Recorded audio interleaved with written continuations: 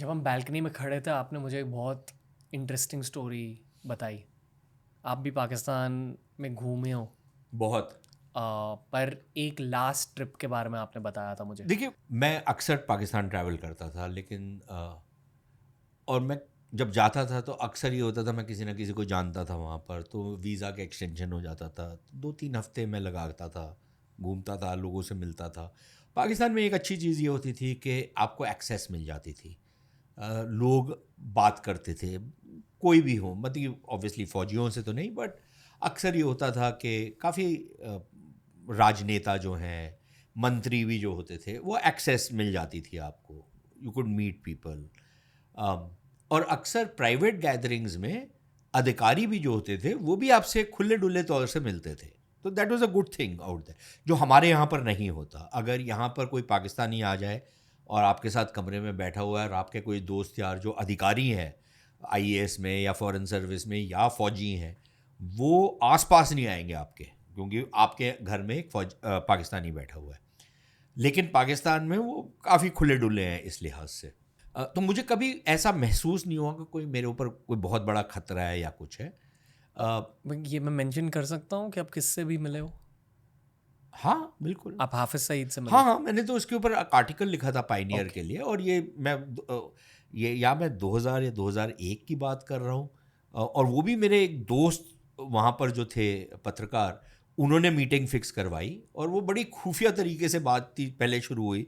उसमें उन्होंने कहा कि अच्छा वो मुलाकात कर लेंगे, और वो कोई एक रेस्टोरेंट था बुंदू खान का, उसमें आप सुबह 7 साढ़े 7 बजे आप आ जाइएगा। तो हम लोग तैयार होके चले गए, लेकिन आप बुरा मत मानिएगा, आपकी फ्रिस्किंग होगी, ये होगा। मेरे को सब कुछ पहले बता दिया गया था। मैंने बोला ठीक है। तो ये मेरे मित्र जो थे ये भी मेरे साथ थे। तो हम दोनों गए वहाँ पर। बिल्कुल खाली वो मैदान टाइप का था, पार्किंग वहाँ की।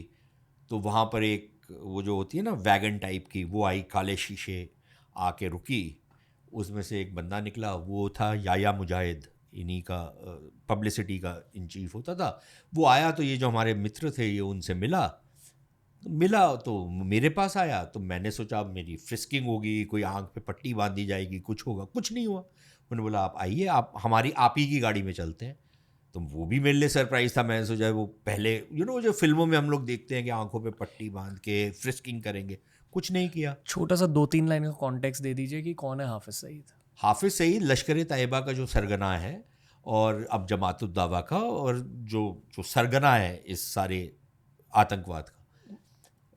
और ये जो याया मुजाहिद थे ये इसी का वो होता था, लेफ्टिनेंट होता था, ये पब्लिसिटी जो उनके लिए हैंडल करता था। तो फिर ये हमारी गाड़ी में ही आके बैठ गया। कुछ दूर हम गए उसके घर पे। वहाँ पर बाहर पिल बॉक्स टाइप का बना हुआ था। पिल बॉक्स में जो वो गार्ड्स वार्ड्स खड़े हुए थे बंदूकें लेकर के, अजीब से लोग थे, मेरी तरफ देख रहे थे कि बड़े अजीब तरीके से। मैं anyways I thought I am protected, तो मैं अंदर गया, बैठ गया। एक बड़ा सा कमरा था, कारपेट था, कुछ और कोई फर्नीचर नहीं था, कुछ नहीं था। हम लोग बैठ गए वहाँ पर। उन्हें ला के चाय वाय दी, कुछ नमकीन शमकीन रखा। थोड़ी देर के बाद एक व्यक्ति आया वहाँ पर। मैं फाइनली आई वाज शॉक्ड कि ये हाफिज़ सईद है। बहुत ज़्यादा हाइट नहीं थी। और वो आके बैठ गया। मैंने तो पहले रिकग्नाइज़ भी नहीं किया, क्योंकि उस ज़माने में ही अपनी फ़ोटो जो है वो नहीं छपवाते थे। बाद में तो इन्होंने इंटरव्यू वगैरह देनी शुरू कर दी, तो सबको पता लग गया कैसा चेहरा क्या है इनका। उस ज़माने में नहीं करते थे, तो मैंने कभी देखा नहीं था, but I figured it out. खैर, हमारी 1.5-2 घंटा बातचीत हुई, और वो अपना जिहादी फ़लसफ़ा जो था वो पूरा का पूरा, जिसको मैं आतंकवादी फ़लसफ़ा मानता हूँ, लेकिन वो करते रहे। तो ये उसके साथ मुलाकात, तो ऐसी मुलाकातें मेरी हो चुकी थी। और मुझे कभी ऐसा डर नहीं था वहाँ पर, कि डर नहीं लगता था कि कोई मुझे उठा के ले जाएगा।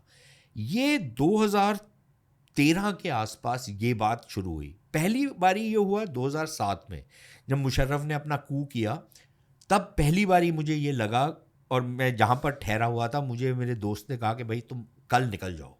मैं 2-3 दिन और रुकना चाह रहा था। बोलता तुम निकल जाओ, वापस चले जाओ भारत, अभी रुको मत, पता नहीं क्या होगा यहाँ पर। तो पहली बारी मुझे तब लगा। लेकिन 2013 में एक जर्नलिस्ट का डेलीगेशन जा रहा था, मैं उसी के साथ गया था। पहले मैंने सोचा कि मेरे पास 1 हफ्ते का वीज़ा था, कि 2 या 3 दिन का सम्मेलन था, मैं वापस आ जाता हूँ। लेकिन एक, आप बोलते ना, एक इंस्टिंक्ट होता है, एक वाइब होती है कि यार कुछ ठीक नहीं है, समथिंग इज़ नॉट राइट। वैसे नहीं यार, मैं बाकी सबके साथ ही जा रहा हूँ। जो थोड़े बहुत लोग रुक रहे थे, मैं नहीं रुकूंगा, मैं वापस जा रहा हूँ। अब लाहौर में था? लाहौर में ही थे उस समय, मैं सिर्फ लाहौर में था। ये 2013 में। तो मैंने आना था वापस, तो उसी दिन एक, अब तो वो पास हुए कर गए हैं, बाबर सत्तार करके एक बड़े सीनियर पाकिस्तानी जर्नलिस्ट थे, तो वो भारत आ रहे थे उस दिन। तो उन्होंने कहा यार तुम जा रहे हो तो तुम मेरे साथ चलो। तो हम लोग पहले मेरी गाड़ी में निकल जाते हैं, ये लोग आते रहेंगे पीछे से। मैं बोला ठीक है यार, कंफर्टेबली जाएंगे। तो मैं सुबह सुबह 8:30-9 बजे मैं उनकी गाड़ी में बैठा, हम लोग बॉर्डर पहुंचे, वहाँ पर अपना सारा कार्रवाई की, हम लोग निकल के आ गए। अच्छा, जो बाकी लोग रुके हुए थे, वो बस में बैठे हुए थे, वो बस ही नहीं चल रही। अब तब मुझे बाद में जब ये लोग वापस आए तो वो मुझे ढूंढ रहे थे कि ये बंदा कहाँ पर है, ये कहाँ चला गया है, ये गायब हो गया, ये कहाँ है, इसको ढूंढो, पहले इसका पता करो। तो वो 1-1.5-2 घंटा ये लोग डिले हो गए बिकॉज ऑफ दैट। आपके पीछे क्यों पड़े थे? अब मुझे नहीं पता, but I was not going to find out कि मेरे पीछे क्यों पड़े हुए हैं, मुझे क्यों चाहते, may be they wanted to see कि मैं निकल रहा हूँ नहीं निकल रहा। लेकिन देखिए, मैंने पाकिस्तान में जाके कभी अपने आप को मिस रिप्रेजेंट नहीं किया, जो अक्सर यहाँ पर लोग करते हैं ना कि अपने आप को लोकल बनाने की। मैंने कभी ये नहीं किया। I was always an Indian, I always acted like an Indian, कि जी मैं भारत से आया हूँ, आपने बात करनी है आप करिए, नहीं करनी मत करिए, लेकिन मैं अपने आप को मिस रिप्रेजेंट नहीं करूँगा। मुझे पता है कि वहाँ पर फिर प्रॉब्लम्स हो सकती हैं। तो एक वो वाला जो ओकेजन था, आफ्टर दैट आई रियलाइज कि it's not, there is no point going out there, क्योंकि वहाँ पर एक खौफ का जो माहौल अब शुरू हो गया है। और वही ज़माना था, फिर अब लोगों को पकड़ पकड़ के गायब करना शुरू कर दिया, फोर्स डिसअपियरेंसेस शुरू हो गई। ये 12 साल पहले की बात है। ये 12 साल पहले की बात है। अब की बात करता।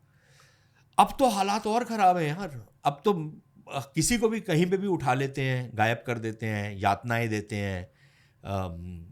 कई केसेस में, ख़ास तौर बलूचिस्तान वगैरह में तो ये हो रहा है कि यंग यूनिवर्सिटी के स्टूडेंट्स हैं, कॉलेजेस में पढ़ रहे हैं, उनको पकड़ पकड़ के उठा के ले जाते हैं उनके हॉस्टल से। उनकी कई बारी बॉडीज़ को गोली मार के फेंक देते हैं, कई बारी उनको कई दिन हिरासत में रखते हैं, शायद टॉर्चर करते हैं, क्या करते हैं, फिर छोड़ देते हैं, कई बारी नहीं छोड़ते, गायब ही हो जाते हैं।